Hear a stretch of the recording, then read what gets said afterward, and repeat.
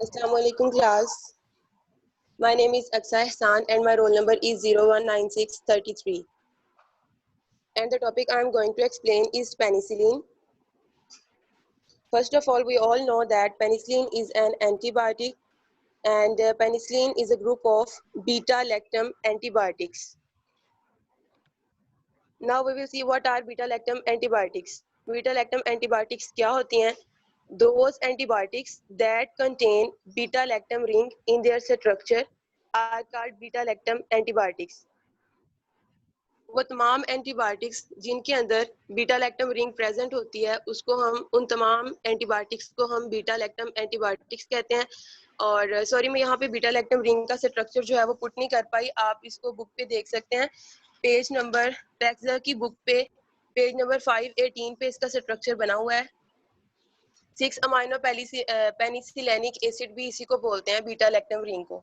ठीक है, इसको बीटा लैक्टम इसलिए बोलते हैं क्योंकि इसमें एक साइक्लिक लैक्टम है। ये जो लैक्टम किसको बोलते हैं, हम एक अमाइड को बोलते हैं, साइक्लिक अमाइड को हम लैक्टम बोलते हैं। ठीक है, तो ये बीटा लैक्टम रिंग इसके स्ट्रक्चर में प्रेजेंट होती है और यहाँ पे बहुत सारी एंटीबायोटिक्स होती हैं हमारे पास जिनके अंदर बीटा लैक्टम रिंग को यूज किया जाता है। बहुत सारी मेडिसिन जस्ट आप इसका पेज नंबर क्या बताया, किस पेज पे है इसका स्ट्रक्चर? 518 और बोलिए 518 ठीक है, कंटिन्यू।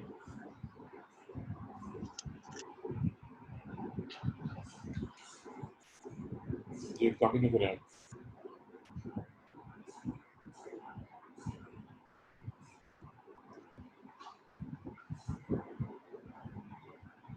तो करूँ स्टार्ट। हाँ जी बिल्कुल। जो बीटा लैक्टम रिंग है ये 4 मेंबर्ड लैक्टम होता है और लैक्टम का मतलब होता है साइक्लिक अमाइड।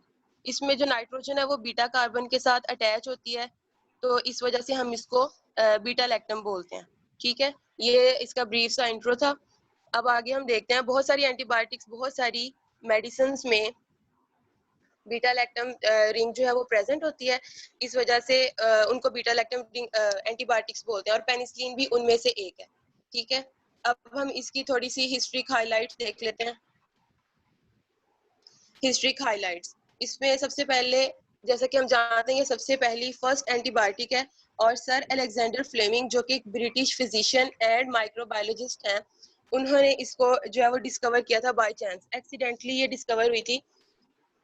तो हम थोड़ा सा देखते हैं। सबसे पहले जो सर अलेक्जेंडर फ्लेमिंग हैं, उनके जो फादर है वो एक फार्मर थे और उनकी मदर भी जो है वो एक फार्मर की ही बेटी थी। तो वो फार्मर नहीं बनना चाहते थे, उनके भाई ने उन्हें सजेस्ट किया, उनके भाई डॉक्टर बने तो उन्होंने उसे भी सजेस्ट किया कि आप भी डॉक्टर बन जाओ। तो उन्होंने एसटी मैरी हॉस्पिटल लंदन का जो सबसे हॉस्पिटल है वहाँ पे उन्होंने प्रैक्टिस स्टार्ट की अपनी। और वहाँ पे वो क्या कर रहे थे कि जो बॉडी का डिफेंस, उन्होंने कहा कि जो एक्सटर्नल डिफेंस सिस्टम होता है ना, जो यानी हमारी बॉडी आउटसाइड किसी बैक्टीरिया को, किसी माइक्रोब को कैसे डिफेंड करेगी, लाइक जिस तरह हमारे टीयर्स हैं, हमारे आंसू हैं, जो जिस तरह हम स्वेटिंग करते हैं, स्वेट के अंदर, और जो हमारी नेजल सिक्रीशंस होती हैं, हमारा स्लाइवा होता है, तो उन्होंने इसको टेस्ट करना था कि आया इसके अंदर कोई एंटीबायोटिक वो इनके अंदर माइक्रोब्स को किल करने की कोई एबिलिटी होती है या नहीं। तो इसी तरह वो कल्चरल प्लेट्स प्रिपेयर कर रहे थे और प्रिपेयर करके उन्होंने पहले इसके ऊपर टीयर को ड्रॉप किया। ठीक है, उन्होंने देखा कि कुछ थोड़े से माइक्रोब जो है उनकी डेथ हुई है। ठीक है, सबकी नहीं हुई लेकिन जो कुछ माइक्रोब्स हैं उनकी डेथ हुई। तो इससे उन्हें पता चला कि इसका मतलब है कि हमारे टीयर्स भी जो है वो थोड़ा सा डिफेंस में हमारे रोल प्ले करते हैं। फिर उन्होंने स्वेट के साथ भी किया। तो एक दिन उन्हें जो है वो फ्लू हुआ था, तो बाय चांस उनकी नेजल सिक्रीशन भी ड्रॉप हो गई उनकी कल्चर प्लेट में, जिससे थोड़े से बैक्टीरिया की डेथ हुई। यानी कि वहाँ पे थोड़ा सा क्लियर जोन उन्हें महसूस हुआ, फील हुआ, तो उन्हें पता चला कि ये भी हमारे जो है वो डिफेंस में हेल्प करता है। इसी तरह उन्होंने स्वेट के साथ भी किया, यानी पसीने के ड्रॉप को लेके भी उन्होंने किया और स्लाइवा के साथ भी। तो फिर उन्होंने एक दिन इसी तरह एक जो है वो प्लेट प्रिपेयर की, agar plate inoculated with staphylococcus aureus. उन्होंने स्टेफिलोकोकस ऑरियस का जो है वो प्लेट में उसको इनोक्यूलेट करके रखा हुआ था। तो फिर उन्होंने देखा कि नेक्स्ट डे क्या हुआ कि वो जब वापस आए हैं तो वो प्लेट कंटेमिनेट हुई हुई थी। ये मैंने वीडियो से एक पिक्चर ली है और आई होप सो कि ये रियल पिक्चर ही है। तो क्योंकि तब ब्लैक एंड व्हाइट चलता था इसलिए ब्लैक एंड व्हाइट पिक्चर है। तो उन्होंने देखा कि जो प्लेट है वो कंटेमिनेट हुई हुई है मोल्ड के साथ। ठीक है। वो मोल्ड उन्होंने उसको पेनिसिलियम का नेम दिया, और सबसे सरप्राइजिंगली जो उन्हें लगा वो ये था कि मोल्ड के अराउंड एक क्लियर जोन बन रहा था। क्लियर जोन होने का ये मतलब है कि वहां से बैक्टीरिया जो है वो दूर चले गए, या उनकी डेथ हो गई है, या बैक्टीरिया की लाइसिस हो गई है। ठीक है, तो बैक्टीरिया जो है वो किल हुए थे, ये उनके लिए काफी सरप्राइजिंग था। तो ये मोल्ड जो था वो पेनिसिलियम न्यूटेटम था, और उन्होंने क्योंकि ये मोल्ड के अंदर से निकलने वाला कोई केमिकल था जिससे उनकी डेथ हो रही थी, तो उन्होंने उसको सबसे पहले उन्हें नहीं समझ आया, तो उन्होंने इसको मोल्ड जूस कहा था। ठीक है, फिर उसके बाद हम नेक्स्ट देख लेते हैं। अब यहाँ पे उन्होंने ऑब्जर्व किया तो उन्हें मोल्ड फील हुआ, फिर उन्होंने उसको टेस्ट करना था। ये कुछ इमेजेस मैंने इसमें पुट किए थे, ये वो जब उन्होंने ऑब्जर्व किया तो उन्हें जो नजर आया वो सारा। अब उन्होंने फर्दर टेस्ट किए, क्योंकि एक साइंटिस्ट ने जब कोई मतलब कोई चीज डिस्कवर होती है तो उन्होंने बहुत सारे टेस्ट करने होते हैं, उसे बिल्कुल ठीक प्रूव करना होता है दूसरे साइंटिस्ट के सामने। तो इस वजह से उन्होंने बार बार इसको टेस्ट करना था। उन्होंने फ्लेमिंग ने टेस्ट किया, उन्होंने देखा कि इवन के मोस्ट डेडली जो डेंजरस ऑर्गेनिजम्स माइक्रोब्स हैं, वो भी इस मोल्ड के साथ जो है वो किल हो रहे हैं। ठीक है, उनको भी ये उसके उन्होंने प्रिपेयर करके देखा तो डेंजरस जर्म्स भी जो है वो मोल्ड के करीब करीब उनकी डेथ हो रही थी। फिर उन्होंने अगेन टेस्ट किया। ठीक है, अगेन टेस्ट उन्होंने क्या किया कि उन्होंने मोल्ड को एक मीट ब्रॉथ लिक्विड के अंदर डाला, एक सोल्यूशन प्रिपेयर करने के लिए ना। तो उन्होंने मोल्ड को लिया और उसे मीट ब्रॉथ लिक्विड के अंदर डाला। मीट ब्रॉथ लिक्विड के अंदर फिर उसका कलर चेंज हो गया, उस सोल्यूशन का व्हाइटिश येलोइश कलर हो गया। ठीक है, उस सोल्यूशन का। अब यहाँ पे तो फिर उन्होंने देखा कि जो सोल्यूशन उन्होंने प्रिपेयर किया है, उन्होंने उसको ड्रॉप करके देखा, जो इनोक्यूलेटेड प्लेट थी उन्होंने प्रिपेयर की हुई थी, तो इवन के बहुत ज्यादा जर्म्स के लिए ये लीगल प्रूव हुई। ठीक है, इवन के हम इसको फुल डाइल्यूट भी कर दें, इसको यानी बहुत ज्यादा डाइल्यूट कर लें, सोल्यूशन को पतला कर लें, उसके बावजूद ये काफी जर्म्स के लिए लीगल प्रूव हुआ। ठीक है, लेकिन ये इतनी प्योर नहीं थी, it was not pure enough to be injected into human body, यानी इतनी प्योर नहीं थी कि इसे ह्यूमन बॉडी में इंजेक्ट किया जा सके। It was nevertheless effective on wounds, यानी ये वाउंड्स के ऊपर भी इतनी वाउंड्स के ऊपर भी इतनी इफेक्टिव नहीं थी। बहरहाल फिर उन्होंने इसको जो है वो एक्सट्रैक्ट करने की कोशिश की कि इसके अंदर मोल्ड के अंदर से, क्योंकि वो एक मोल्ड तो नहीं ह्यूमन बॉडी के अंदर इंजेक्ट कर सकते थे, उन्होंने इसको प्योरीफाई करने की कोशिश की, आइसोलेट करने की कोशिश की पेनिसिलिन को मोल्ड में से, बट ही फेल्ड, वो नहीं कर पाए। फिर उन्होंने लेकिन अपना वर्क जो है वो पब्लिश कर दिया कि उन्होंने एक सब्सटेंस पेनिसिलिन का नेम यूज करते हुए उन्होंने कहा कि उन्होंने एक सब्सटेंस जो है वो डिस्कवर किया है जिससे बैक्टीरिया किल हो रहे हैं।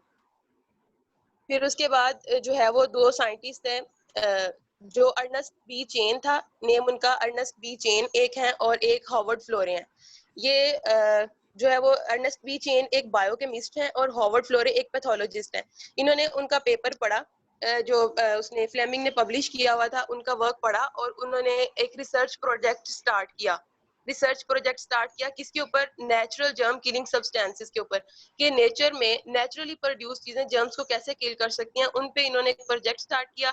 इन्होंने एक टीम प्रिपेयर की, इन्होंने वर्क करना शुरू किया कि केमिकल सब्सटेंसेस को अगर हमने एक्सट्रैक्ट करना हो और प्योरीफाई करना हो तो कैसे किया जा सकता है। तो वो इवेंचुअली सक्सीड, उन्हें सक्सेस मिली थी, उन्होंने काफी जो है वो इसमें एफर्ट की, तो वो पेनिसिलिन को प्योरीफाई करने के काबिल हो गए थे, उन्हें येलोइश ब्राउन पाउडर मिला था। अब इसके रिलेटेड एक पिक्चर मुझे सिंपल सी गूगल पे मिली थी। वैसे उन्होंने जो मशीनरी यूज की थी, जो अपरेटस यूज किया था, वो काफी खासा लेंथी था, तो वो इतना पुट करना यहाँ पे इम्पॉसिबल था। इस वजह से मैंने इसके लिए ना सिंपल सी एक मुझे डायग्राम मिली। अच्छा, ये है अर्नेस्ट बी चेन और ये है हॉवर्ड फ्लोरे। इन दोनों ने ऑक्सफोर्ड यूनिवर्सिटी लंदन में मिलकर ये रिसर्च प्रोजेक्ट जो है वो स्टार्ट किया था। अच्छा, ये इसके रिलेटेड मुझे डायग्राम मिली है, सिंपल सी थी, इसलिए मैंने यहाँ पे इसको पुट करना मुनासिब समझा, तो मैंने इसको यहाँ पे जो है वो डाल लिया। मेलन के ऊपर पहले पेनिसिलिन को ग्रो करवाया इन्होंने, ठीक है, और उसके अलावा जो है वो इन्होंने फिर फर्मेंटेशन टैंक में उसको ज्यादा अमाउंट में उसको न्यूट्रिएंट मीडिया प्रोवाइड किया, और वो उसकी मोल्ड की ग्रोथ ज्यादा करवाई। फिर उन्होंने उसको एक्सट्रैक्ट किया और इवेंचुअली एंटीबायोटिक जो है वो उन्होंने ऑब्टेन कर ली। ये बिल्कुल वही एग्जैक्ट नहीं है, लेकिन जस्ट क्योंकि ये उससे थोड़ी सी मिलती जुलती थी, इसलिए मैंने इसको यहाँ पे पुट करना जो है वो मुनासिब समझा, इसलिए मैंने इसको यहाँ पे पुट किया है। अब हम देखते हैं कि इसको सही प्रूव करने के लिए जो एक्सपेरिमेंट हुए थे, अब जो हॉवर्ड फ्लोरे थे उन्होंने क्या किया कि सबसे पहले स्ट्रेप्टोकोकस जो कि डेडली माइक्रोब है उनको माइस के अंदर इंजेक्ट किया। ठीक है, लेट्स सपोज कि उन्होंने 6 माइसिस के अंदर उसको इंजेक्ट किया। फिर अब उन्होंने 3 माइसिस को उन्होंने पेनिसिलिन दे दी और 3 को नहीं इंजेक्ट की। तो उन्होंने देखा कि जो जिनको पेनिसिलिन दी थी वो हेल्दी थे, वो ठीक हो गए थे, लेकिन जो 3 को नहीं मिली थी उनकी डेथ हो चुकी थी। तो इससे प्रूव हुआ कि ये एनिमल्स के लिए बेनिफिशियल है, यानी कि ये प्रूव हुआ था कि ये लाइफ सेविंग है। फिर लेकिन but attempts to make it pure enough for man cause it to lose its potency. अब जब वो मैन के लिए इसको प्योरीफाई कर रहे थे ना, तो उसकी उन्होंने इसको इतने प्रोसेस से गुजारा कि उसकी पोटेंसी जो है वो खत्म हो चुकी थी, वो यानी कि उसका इफेक्ट खत्म होना शुरू हो गया था। फिर उन्होंने एक और मेथड यूज किया, दे डिवाइस्ड अनदर मेथड। वो मेथड क्या था, मुझे काफी इंटरेस्टिंग लगा वैसे ये, कि उन्होंने जो क्रूड पेनिसिलियम थी, जो उन्होंने पेनिसिलिन थी सॉरी, उस पेनिसिलिन को उन्होंने क्या किया कि उसको ईथर के अंदर डिसॉल्व किया। ईथर हमें पता है कि ऑर्गेनिक सॉल्वेंट है, एक ऑर्गेनिक कंपाउंड है जिसके अंदर जो कि हमें सब्सटेंसेस की एक्सट्रैक्शन के लिए हम यूज करते हैं, डिफरेंट सब्सटेंसेस को एक्सट्रैक्ट करने के लिए, आइसोलेट करने के लिए यूज करते हैं। अब उन्होंने क्या किया कि पेनिसिलिन को ईथर के अंदर जो उन्होंने पाउडर फॉर्म में निकाली थी, ईथर के अंदर डाल के उसको डिसॉल्व किया और उसको एक ट्यूब में से पास किया, और उस ट्यूब में उन्होंने ल्यूमिना यानी लाइट को फिल किया। ठीक है, अब जो लाइट फील करने का ये पर्पस था, यहाँ पे हम देखते हैं कि जो क्योंकि ईथर का मकसद सब्सटेंसेस को एक्सट्रैक्ट करना है, सेपरेट करना है, इससे हम आइसोलेट कर सकते हैं। तो अब जो पेनिसिलिन, क्रूड पेनिसिलिन के अंदर जो डिफरेंट पेनिसिलिन के अलावा भी जो सब्सटेंसेस थे ना, वो सब सेपरेट हो गए। और ल्यूमिना से ये हुआ कि उन्होंने डिफरेंट कलर प्रोड्यूस किए। ल्यूमिना की वजह से उन्होंने डिफरेंट कलर्स प्रोड्यूस किए। हर सब्सटेंसेस ने डिफरेंट कलर्स की लेयर्स प्रोड्यूस की। तो जो येलो कलर की किसी ने ग्रीन किया, किसी ने रेड किया, और येलो लेयर भी प्रोड्यूस हुई। तो जो येलो लेयर थी वो पेनिसिलिन थी। ठीक है, फिर उसके बाद उन्होंने इस प्रोसेस को बार बार रिपीट किया। They repeated the process again and again. फिर अब उन्हें जब यकीन हो गया, वो सेटिस्फेक्शन हुई उन्हें कि ये काफी हद तक प्योर हो चुकी हुई है, तब उन्होंने इसको ह्यूमन बींग्स पे ट्राई किया एंड इट वर्क। फिर फ्लोरे ने इसको एक मिरेकल कहा था, उसने कहा था कि ये एक मिरेकल हो गया है। फिर उसके बाद फ्लेमिंग ने इसको फिर उसके बाद वर्ल्ड वॉर 2 में ये बहुत ज्यादा बेनिफिशियल प्रूव हुई। हुआ क्या था कि जो वर्ल्ड वॉर 2 स्टार्ट हुई तो 1941 में इसकी, लेकिन इसकी जो है ना 1941 में इसको जरूरत थी कि उनको दिया जाए, सोल्जर्स को और सिविलियंस को। फिर हुआ क्या कि ये शॉर्ट थी पेनिसिलिन, क्योंकि अभी अभी तो ये स्टार्ट हुआ था काम, तो ये शॉर्ट थी। तो उन्होंने क्या किया कि जो हॉवर्ड फ्लोरे हैं और जो अर्नेस्ट बी चेन है वो यूनाइटेड स्टेट्स के, और उन्होंने अमेरिका की जो ड्रग कंपनीज हैं उनसे हेल्प ली, क्योंकि उनके कंट्रीज में जो लंदन में उस वक्त वर्ल्ड वॉर 2 की वजह से वहाँ पे जो वो एयर अटैक्स हो रहे थे, जिसकी वजह से वहाँ पे उनके लिए पॉसिबल नहीं था। फिर यूनाइटेड स्टेट्स से उन्होंने हेल्प ली और अमेरिका की ड्रग कंपनीज ने उन्हें काफी अमाउंट में पेनिसिलिन बना के दे दी। और फिर वर्ल्ड वॉर 2 में वो अपनी कंट्री ले आए और उन्होंने वर्ल्ड वॉर 2 में जो है वो सब पेशेंट्स को वाउंड्स पे और सिविलियंस को जहां जहां पे उन्हें इन्फेक्शन का था, उन्होंने वहां पे उसको अप्लाई किया और काफी लाइव्स को सेव किया पेनिसिलिन ने। ठीक है, फिर उसके बाद फ्लेमिंग ने इसके अलावा भी फ्लेमिंग ने देखा कि जो है एक पेशेंट आया उनके पास जिसको मेनिंजाइटिस था। मेनिंजाइटिस हमें पता है, निसेरिया मेनिंजाइटिस जो है वो एक ग्राम नेगेटिव डिप्लोकोकाई होता है, जिसकी वजह से मेनिंजाइटिस होती है। और ये जो हमारी ब्रेन के आउटर 3 लेयर्स होती हैं, मेनिंजेस जिसको बोलते हैं, उसकी प्रॉब्लम होती है। तो मेनिंजाइटिस था एक पेशेंट को, उन्होंने इसको इंजेक्ट करके देखा कि अब वो पेशेंट की जाहिर है लाइफ तो उसका थ्रेट तो था, लेकिन उन्होंने कहा चलो पेनिसिलिन ट्राई करके देख लेते हैं कि इसके साथ होता है कि नहीं। तो उन्होंने सरप्राइजिंगली वो पेशेंट जो था वो ठीक हो गया और उसको अगेन हेल्दी हो गया। ठीक है, यानी ये मेनिंजाइटिस के लिए भी इसने वर्क किया।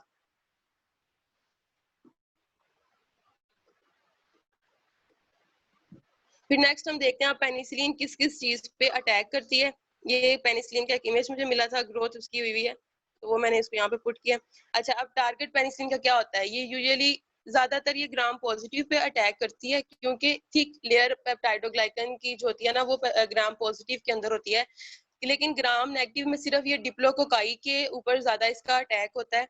जो निसेरिया है, जिसको हमने निसेरिया ग्नोरिया और निसेरिया मेनिंजाइटिस, ये 2 डिप्लोकोकाई ग्राम नेगेटिव है जिनके ऊपर इसका जो है अभी तक स्टडी की गई थी, तो ये इफेक्टिव जो है वो हुई थी। उसके अलावा कुछ स्पायरोकीट्स हैं जिनके ऊपर इसका इफेक्ट जो है वो देखा गया था, तो इसने प्रूव हुआ। तो अभी तक हमारी जो पैल्जर की बुक है उसमें ये 3 ग्रुप्स जो लिखे हुए हैं, ग्राम पॉजिटिव, सम स्पायरोकीट्स और ग्राम नेगेटिव डिप्लोकोकाई हैं, वो इसके टारगेट होते हैं। पेनिसिलिन इनके लिए इफेक्टिव है। इनकी वजह से होने वाले तमाम इन्फेक्शंस को ये किल करने की एबिलिटी, इन्फेक्शन क्योर करने की एबिलिटी रखती है।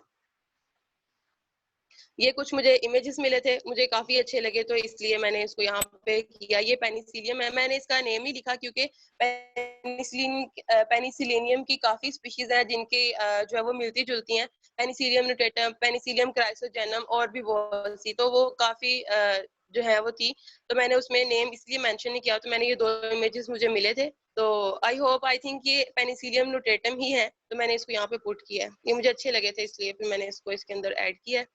उसके अलावा अब हम देखते हैं पेनिसिलियम के कैरेक्टरिस्टिक्स। जैसा कि हमने पहले ही देख लिया कि ये एक बीटा लैक्टम एंटीबायोटिक है, और दूसरा ये कि ये पेनिसिलियम मोल्ड से प्रोड्यूस होती है, और उसके बाद ये ह्यूमंस के लिए रेयरली टॉक्सिक है, और इसके जो है ना ये यानी कि ह्यूमंस के लिए क्योर करती है, लेकिन मसला ये है कि कुछ सेंसिटिव रिएक्शन भी हो सकते हैं। ये माइल्ड स्किन रिएक्शन से सीवियर एलर्जिक रिएक्शन तक भी जा सकती है, और सीवियर एलर्जिक रिएक्शन को हम एनाफाइलैक्सिस बोलते हैं।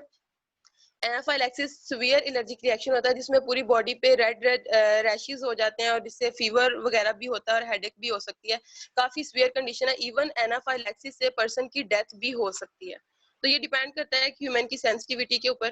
तो अगर कोई बहुत ज्यादा सेंसिटिव है तो उसकी वजह से फिर जो है वो इसको पेनिसिलियम भी जो है वो सूट नहीं करती।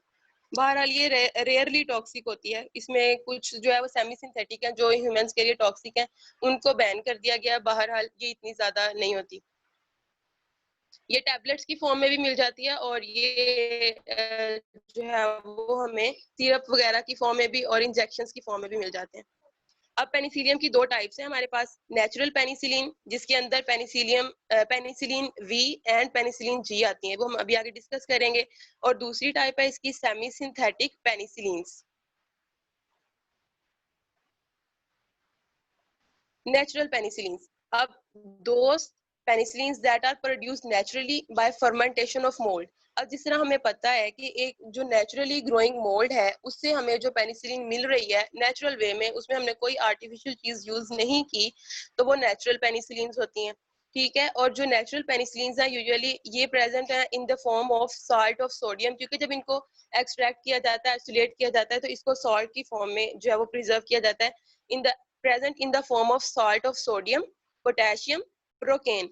अब प्रोकेन क्या होता है कि ये एक लोकल एनेस्थेटिक ग्रुप है अमाइनो एस्टर्स का। ये जो है वो डेंटल प्रोसेसेस में भी, जिस तरह वो टीथ के जो अराउंड एरिया होता है उसको नंब करने के लिए यानी सुन्न करने के लिए भी इसको यूज करते हैं ताकि पेन ना हो। तो ये प्रोकेन साल्ट की फॉर्म में भी प्रेजेंट हो सकता है, और ये पाउडर फॉर्म में स्टेबल होती है, ये लिक्विड फॉर्म में स्टेबल नहीं होती। और ये एसिड लेबाइल है। एसिड लेबाइल का क्या मतलब होता है, यानी एसिड इनको अटैक कर सकते हैं। जैसे अगर हम इनको ओरली इंटेक करते हैं ना, तो ये कुछ जो है वो एसिड लेबाइल होती हैं, कुछ एसिड लेबाइल नहीं होती।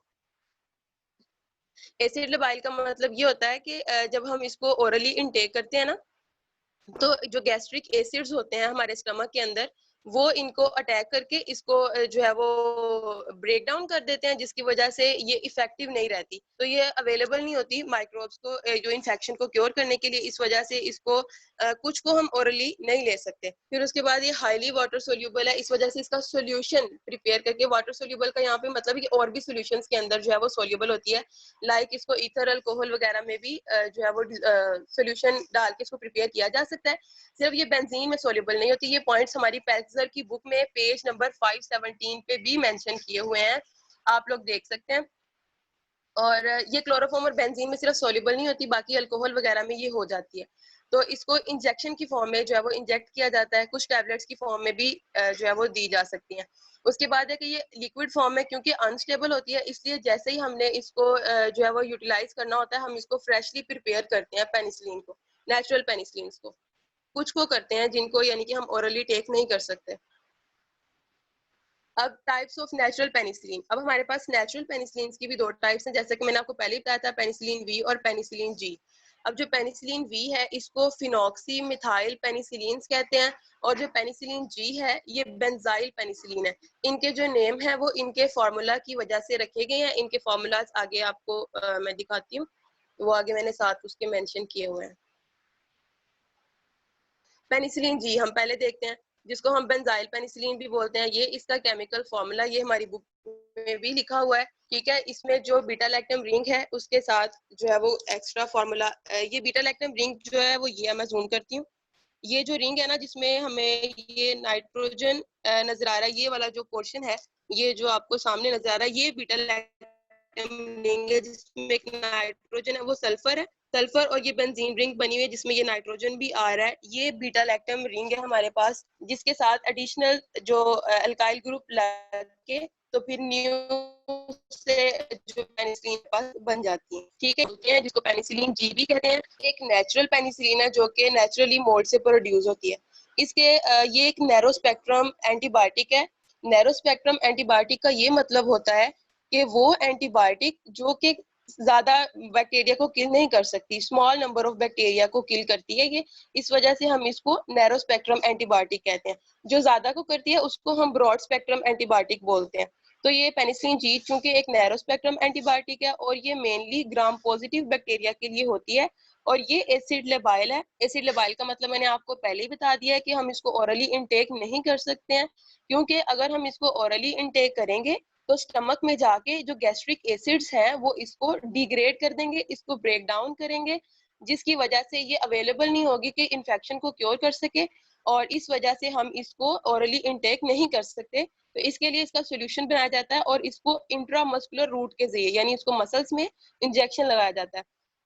कुछ जगह पे इंट्रावेनस भी लिखा हुआ था, लेकिन ज्यादातर इंट्रामस्कुलर रूट जो है वो प्रेफर किया जाता है।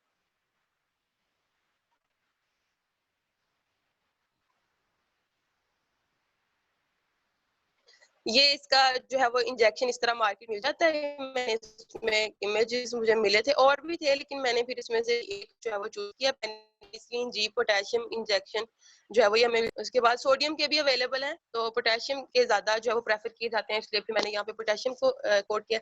अच्छा, preferred in the form of injection, ये इंजेक्शन की फॉर्म में जो है वो प्रेफर किया जाता है, और इसके कुछ यूजेस हैं, हम इसके यूजेस देख लेते हैं।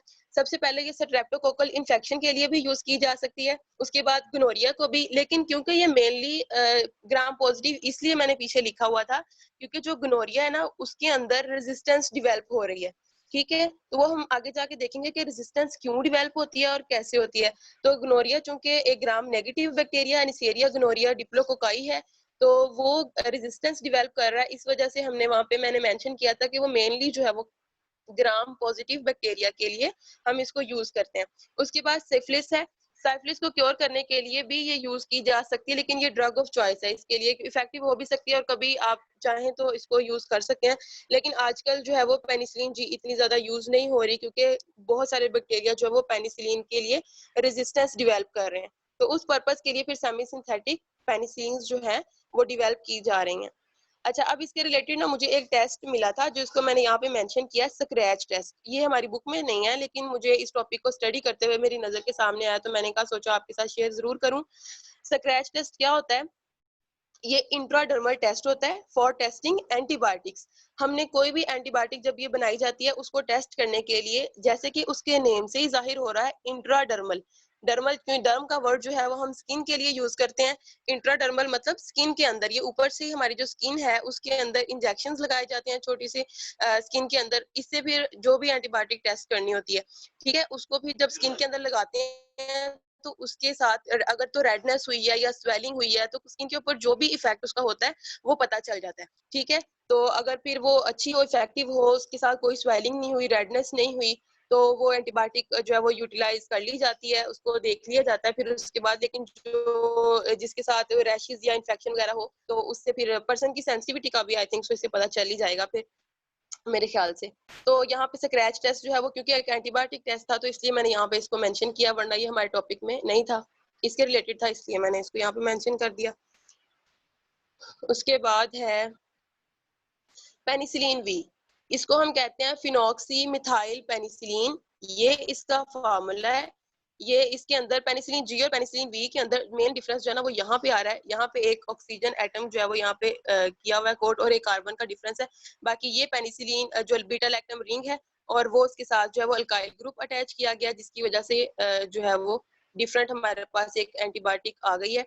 फिनॉक्सी मिथाइल पेनिसिलिन इसको बोलते हैं। पेनिसिलिन वी भी कहते हैं इसको, पेन वी भी कहते हैं, पेन वी के भी कहते हैं। डिफरेंट नेम्स इसके जो है ना वो हम कहते हैं इसको से बुलाते हैं। फिर उसके बाद ये acid stability toward gastric acids, क्योंकि ये एक नेचुरल पेनिसिलिन है और इसकी एसिड की तरफ स्टेबिलिटी होती है, ठीक है। इस वजह से गैस्ट्रिक एसिड इसको डिग्रेड नहीं कर सकते, इस वजह से हम इसको ओरली इंटेक कर सकते हैं। इट्स मीन कि ये टैबलेट्स की फॉर्म में भी अवेलेबल है और हम इसके टैबलेट्स भी यूज कर सकते हैं। फिर उसके बाद है active against bacteria producing penicillinase against resistant bacteria but not all. तो इस लाइन का ये मतलब है कि ये जो पेनिसिलिन वी है ये उन बैक्टीरिया के लिए भी इफेक्टिव है जो कि रेजिस्टेंस डेवलप कर रहे हैं। यहाँ पे जो पेनिसिलिनेज एंजाइम है, एक जिस वर्ड के आगे एज लगा होता है हमें पता है कि वो एक एंजाइम होता है। जो पेनिसिलिनेज एक एंजाइम है, ये पेनिसिलिन को ब्रेक करता है। ये बैक्टीरिया जो है वो रेजिस्टेंस के दौरान डेवलप पेनिसिलिनेज जो है वो यूज करते हैं पेनिसिलिन को ब्रेक करने के लिए, ताकि वो ड्रग उनको इफेक्ट ना करे। तो ये जो बैक्टीरिया रेजिस्टेंस डेवलप कर लेते हैं पेनिसिलिन भी उनके लिए भी इफेक्टिव है, लेकिन हमें सबके लिए नहीं, कुछ के लिए, ठीक है। तो ये पेनिसिलिन जी से ज्यादा प्रेफर की जाती है और इसको हम ओरली ले सकते हैं टैबलेट्स की फॉर्म में। इसकी टैबलेट्स भी इसी के नेम से फिनॉक्सी मिथाइल पेनिसिलिन टैबलेट्स की फॉर्म में भी अवेलेबल है और पेनिसिलिन वी टैबलेट्स की फॉर्म में भी जो है वो इसके नाम से जो है मार्केट में अवेलेबल है। पोटाशियम और सोडियम इनके साथ लिखा हो सकता है, पेनिसिलिन वी पोटाशियम या पेनिसिलिन वी सोडियम, तो वो भी मार्केट में अवेलेबल है। उसके बाद हाँ जी ठीक है, उसके बाद सेमी सिंथेटिक पेनिसिलिन है। सेमी सिंथेटिक पेनिसिलिन का क्या मतलब है? सबसे पहले हम देखते हैं सेमी सिंथेटिक का क्या मतलब है।